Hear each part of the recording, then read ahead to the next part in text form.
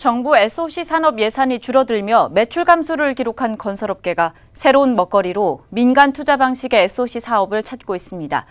하지만 정부 규제로 인해 수익성 있는 사업지를 찾기가 쉽지가 않아 활성화되지 못하고 있는데요.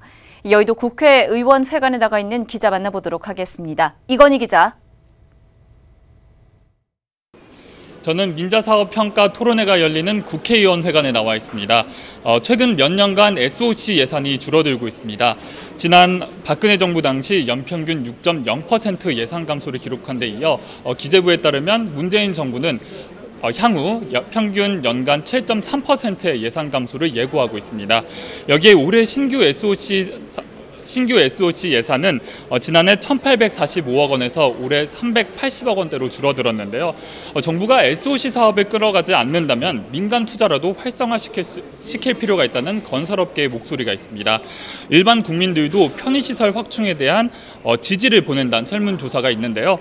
한국민간투자학회가 실시한 여론조사 결과에 따르면 우리 국민의 80%가 민간 중심의 SOC 사업 확대에 지지를 보내고 있다고 합니다.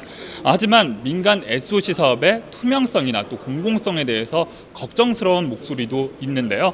자세한 이야기 유주현 대한건설협회 회장님께 들어보도록 하겠습니다. 안녕하십니까? 네, 안녕하세요. 반갑습니다.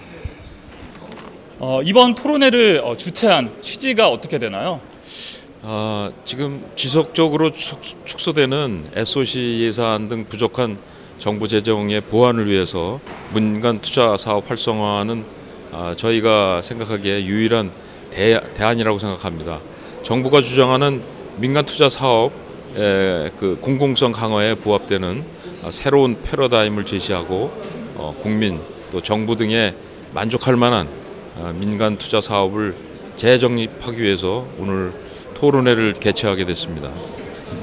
SOC 사업이 지속적으로 줄어들 때 어떤 영향이 있을 수 있을까요?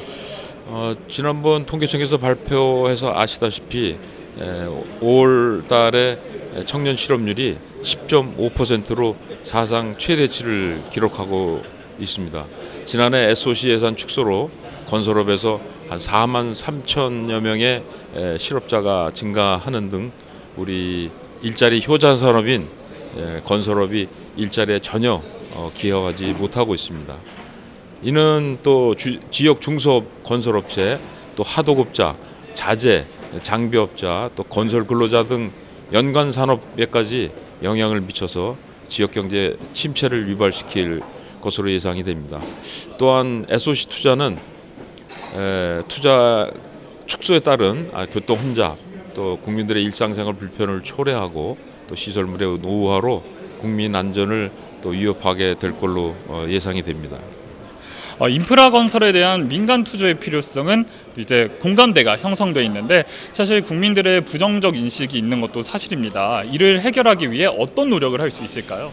민간 투자 사업은 국민들의 그 부정적인 인식은 도로공사와 민간 투자 사업 상호 간의 통행료 부과 또 책정 기준의 차이를 좀 잘 알지 못하셔서 그랬었던 것 같습니다. 예를 들어서 통행료의 부가세가 도로공사는 붙지 않는데 우리 민자도로는 10%가 부과됩니다. 또 운영기간도 도로공사는 제한이 없는 반면에 민자도로는 30년 이하로 제한하고 있습니다. 민간 투자 사업이 국민 눈높이에 부합하고 또 공공성 강화를 확보하기 위해서는 현 민투 사업에 부과되는 부가세를 면제해주고 또 운영기간도 최소 50년 이상으로 늘려야 한다고 생각합니다. 네, 감사합니다. 네, 고맙습니다. 지금 토론회장에선 주제 발표가 끝나고 종합 토론이 이어지고 있습니다. 박수진 건설산업연구원은 민간 투자 사업 확대를 위해 협약 내용, 사업자 선정 과정 정보 공개를 통한 투명성 확보, 공모 방식의 자금 조달을 통한 민자사업 지배구조 개선, 노후 인프라 재투자 및 성능 개선 등 수요 발굴을 제안했는데요. 건설업계에서는 오늘 토론회를 통해 향후 민간 투자 사업에 대한 새로운 패러다임이 제시되길 기대하고 있습니다. 지금까지 국회의원회관 제2소회의실 앞에서 아시아경제TV 이건희였습니다.